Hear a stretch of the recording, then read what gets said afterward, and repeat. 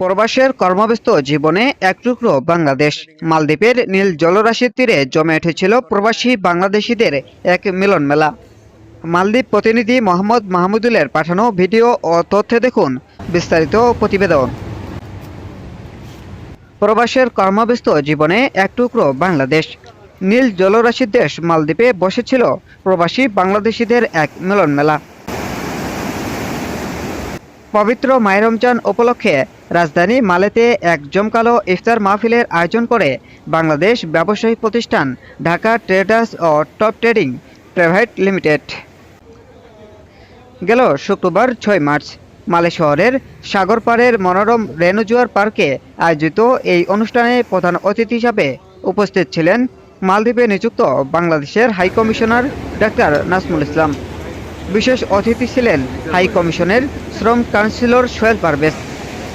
ইফতারের এই আয়োজনে শুধু প্রবাসী বাংলাদেশিরাই নন, যোগ দিয়েছিলেন বিপুল সংখ্যক স্থানীয় মালদ্বীপিয়ান নাগরিকও, যা দুই দেশের মানুষের মধ্যে তৈরি করে এক অনন্য সৌহার্দ্যপূর্ণ পরিবেশ। হাই কমিশনার তার বক্তব্যে বলেছেন, প্রবাস জীবনে এ ধরনের আয়োজন নিজেদের মধ্যে ভ্রাতৃত্ব, সম্প্রীতি ও পারস্পরিক সহযোগিতার বন্ধনকে আরও দৃঢ় করে। অনুষ্ঠানে মালদ্বীপ বিএনপির শীর্ষ নেতৃবৃন্দ, এনবিএল মানি ট্রান্সফার ও ইউএস বাংলা এয়ারলাইন্স এর কর্মকর্তাবৃন্দ সহ বিভিন্ন পেশার প্রবাসী বাংলাদেশিরা অংশ নেন।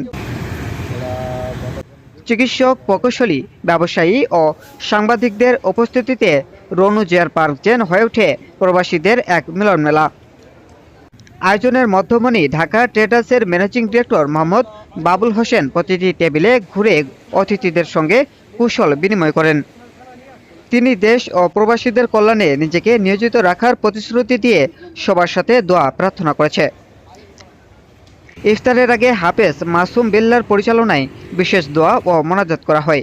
মোনাজাতে দেশ, জাতি ও সমগ্র মুসলিম উম্মার শান্তি ও সমৃদ্ধি কামনা করা হয়।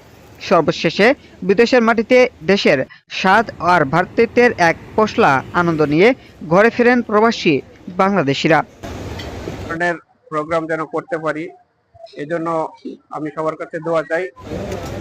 শামীম বেজা, NB24 বিশ্ব।